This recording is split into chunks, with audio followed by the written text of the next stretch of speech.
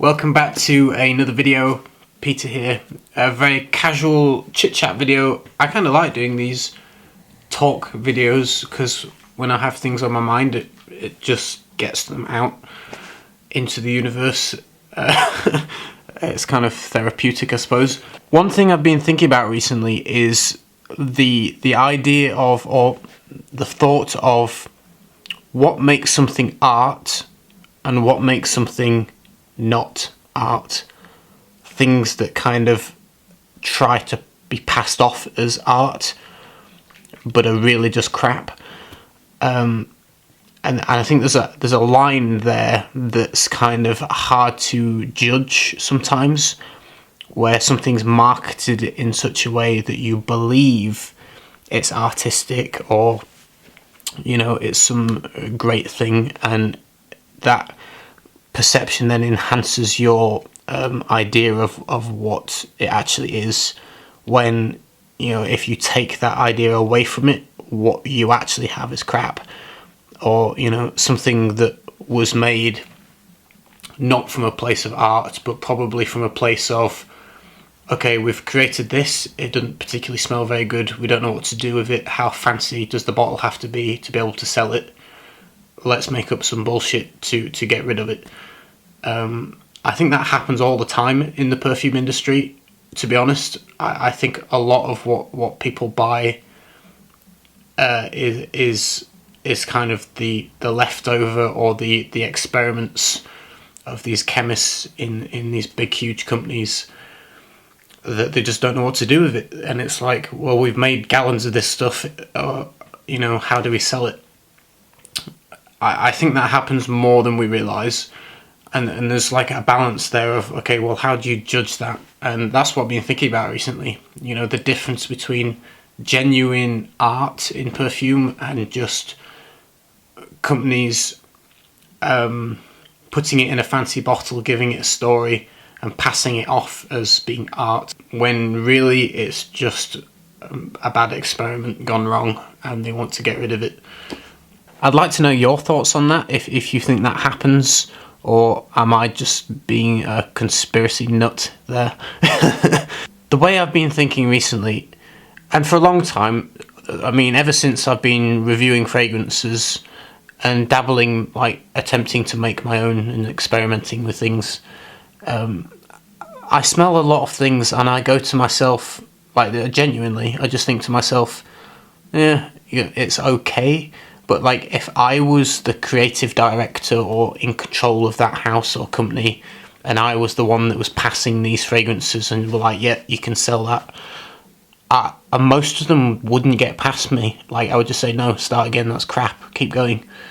Or, you know, yeah, it's okay, it's not particularly great, I think maybe do this, do that, add this, take away that. I think I have a little bit of OCD or perfectionism or something in me that it's very hard to satisfy me, and I'm worse with myself. Like, when I do my own thing, I'm 10 times worse.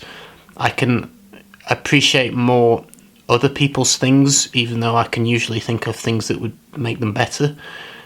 Personally, even when it comes to presentation, I'm really fussy. Like, I just got sent a box. Let me give you a demonstration of how, like, weird my OCD is. I just got sent this, Olfactive Studios, and it's a beautiful presentation box, and yes, it was sent to me for free. I know some of these stickler guys are going around saying, what do you get for free? I don't often get samples for free. Usually I actually pay nearly everything that I have and sample. I usually pay for myself. Now and again, I do get a couple of samples for free. But the point I'm making is that this comes with a booklet. It's a really nice booklet. It's got the perfumers on the back of it, and as you open it up, it's got these lovely pictures, and each scent is designed around a photograph. And these are in order of the sample set. So the first page is the first fragrance, the second page is the second fragrance, and so on and so forth. When I opened it, and I went to the first one in the book, I was like, oh, okay, it's not here. Like, I was like, oh, they're not in order. Then I got to the second page, and I was like, oh, they are in order. What they'd done was, that the first sample that should be in the first bay was actually in the last, so they were all bunched up in the wrong order. So things like that would make me insane. Like, if I was the one that packaged that and I'd realised afterwards what I'd done, I would lose sleep that night. Like, I'm not even kidding. I would lose sleep. I would want to go back to the office or wherever, rip it open and reorganise it and package it again. That would drive me insane. So I had to take them all out, move them all along one, and put the first one in the correct spot. But attention to detail is what makes, you know, an awesome company. I'm not saying this isn't an awesome company. I'm sure that's a one-off and it doesn't happen very often. I'm just saying I have, like, yeah, I don't know what I'm saying. One more thing about this box is, if you look here, you see that little cutout? That's where to put your fingers to actually be able to get the thing open. But look at the length of the box. Yeah, look how stretched my hand has to be to reach those. That's awkward. And I've got actually pretty big hands. Most people don't have hands as big as mine, to be honest. So, like, a normal hand would probably reach there. Like, genuinely. People are going to struggle to open that. And that bothers me. Like, if I have designed this box, I would say, okay, well, your sticker's in the wrong place because these are in the wrong place. So you want to move these tabs here so you can actually get it in the smaller portion of the box, so you can actually hold it and have the sticker run this way, you know? Have it in a sleeve where it goes like that, and all you do is just slide it off and it goes this way, so you can actually get hold of the box that way for regular size hands, not, you know, giant, you know, it's little details like that make all the difference. My point with the box is that if I can think of that, and I've never been to university, I never trained in design, I've never done anything, you know, where people have taught me anything. I don't have education in graphic design or whatever. If I can see that problem and think of a solution for it, why did the person that was paid to make it not do that? And it comes down to lack of care and pride in your own work. If a layman like me can say, okay, your box is badly designed, it should be this way, yet the person that was physically paid money to make it didn't think of that. That actually really annoys me, that people get paid and earn a living, yet people that don't have that qualification would do a better job. That's annoying to me. Like, do you see what my point there is? I admire greatly companies that do have, like, artistic merit, that actually go out of the way to do something different and more thought-based, like House of Zoologist is, you know, a really great project that's very artistic and very different and not following rules, and they're doing their own thing. Andy Tower is a good example, very unconventional, unusual sense that, you know, a lot of them are not particularly easy to wear. There's most of his line I actually don't like, being perfectly honest, but I appreciate what he's doing. But you know that but you know he's, like, genuinely just an artistic person. He draws portraits. He's an artist. That's just what he does. You might not like the way his things smell a lot of the time, but you can't deny that he's doing something different. I think my point is that it's easy for a lot of people to be talked into certain things or think highly of something that maybe isn't worthy of that, purely based on the packaging, like the bottle that it comes in. And that kind of seems to have a subconscious opinion of, okay, well, this comes in an amazing, high quality, expensive bottle, therefore the juice is high quality and expensive and luxury. And a lot of the time I think that's not the case. I think it's actually the opposite. I think certain niche houses get away with selling crap because of the bottle is so good, and that gives them a license just to kind of make what they want, and people will buy it anyway just because the bottle's nice. And I think that is a problem, more so with the customer than, well, is ethics of a company. If they know what they're selling isn't very good and isn't particularly all that high quality and isn't really very well thought out, and it's just kind of they've been left with all this juice that they've created, and it didn't really turn out that great, but they wanted to get rid of it, so they sold it anyway. That's very low ethics on the company's part. And then obviously you're going to get a few customers that actually just genuinely like how it smells and will buy it just because they like it. But then there's also people that just get carried away with image and name and the pride aspect of feeling proud to own something that's expensive in a fancy bottle to display a feeling of like self-indulgence or self-importance that you can own such and such a thing, like someone buying a Ferrari or something. You know, it's a show-off statement to boost like the ego. Don't take that the wrong way, anyone that owns a Ferrari. Maybe that's a bad analogy. I don't want to offend people, and it's not as black and white as that. There's obviously people that don't fall into that. What I'm saying is, it's important to judge a perfume on the perfume. Like, don't judge it by the bottle. The bottle should have no influence, and especially the price tag. Forget how much it costs. I never think about that. It doesn't matter if it's £500 or £15. If it smells good, it smells good. And if it smells good to you, then it might be worth the money to you. If it smells okay, personally, I don't see the point in buying it if it just smells okay. And a lot of people do. A lot of people just buy a fragrance because it's generally nice. I don't see the point in that. Like, a fragrance has to go, wow, this is good for me to want to buy it. If I just think, yeah, it's alright, it's going to stay on the shop shelf, I'm never going to buy it. I think a lot of people get in the habit of just buying things because it's generally nice. Don't let marketing affect judgment on art. And it goes for actual genuine art. Like, stuff really annoys me when I see some famous artists and they've literally just drawn a 6-foot canvas that's literally just painted black, and maybe they I don't know, they picked up a kettle and boiled some red paint and then just splattered the kettle at the thing, and that's sold for 6 million.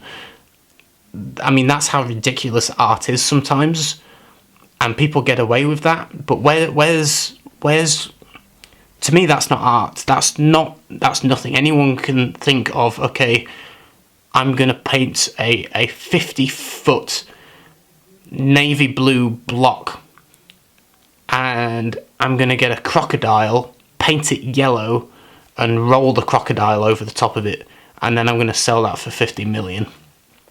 That would be, you know, that took me a split second to think of that, but some person probably would do that.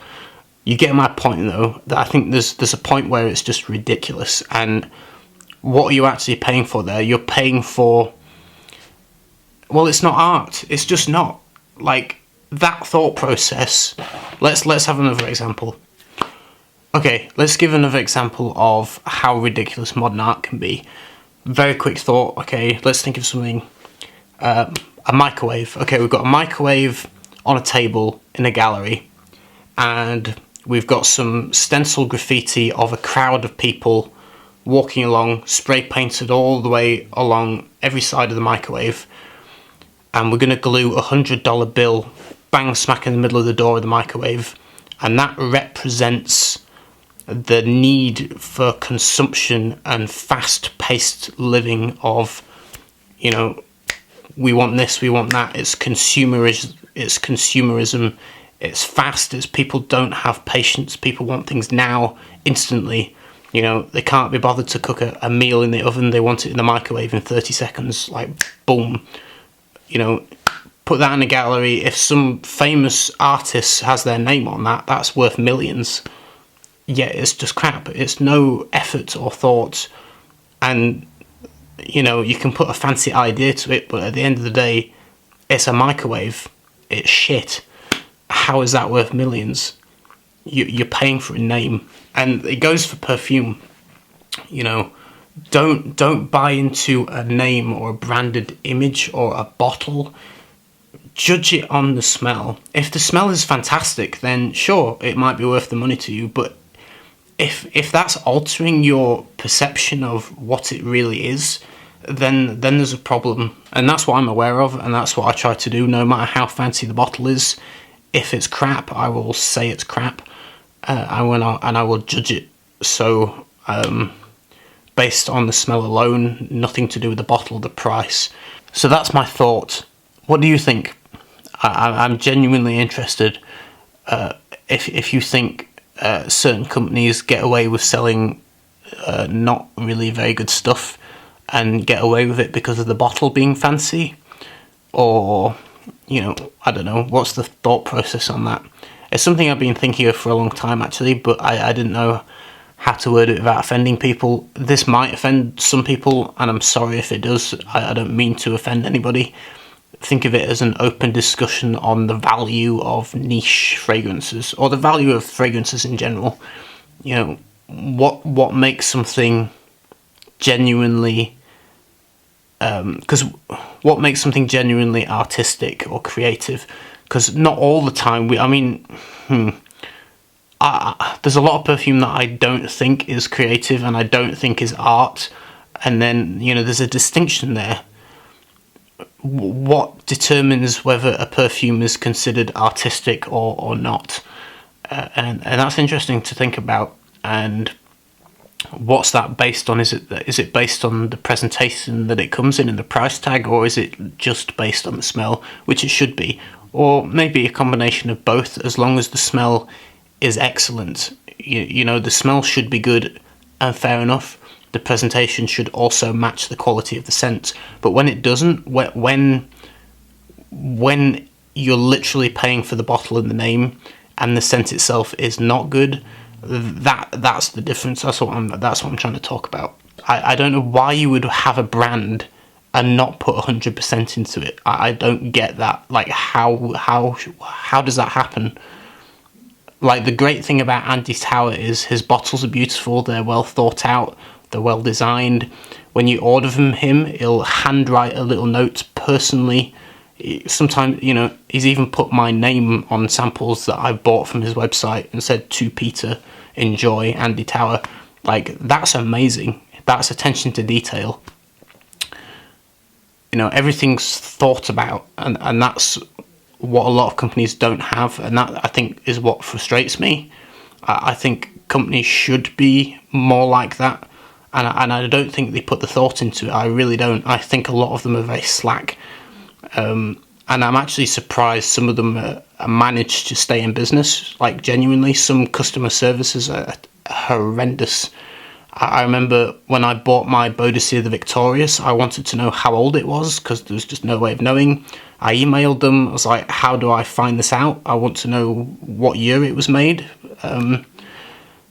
No reply. Absolutely nothing. Yet I'd purchased it. I'm a customer. Just completely ignored me. And I sent that multiple times because I genuinely wanted to know. That's terrible. Like, if I was in that office, whoever is in charge of emails would get fired. It's like, you're not doing your job. I'm a little bit frustrated about it now. That the more I talk about it, the more frustrating it is for me. Because I just feel like a lot of companies get by on not doing a lot of effort, and I think they should do more. Like, there's so many things I can think of that I would change if I had control over all these different things. So much perfume wouldn't get past me, which maybe is a bad thing. Maybe it's a good thing that I don't have control over certain houses, because you probably wouldn't have all the fragrances that you love, because I'm that picky. I'd be like, no, that's crap, and to someone else that's the greatest thing they've ever smelt, I suppose. And that's the same for anybody. It's not just me.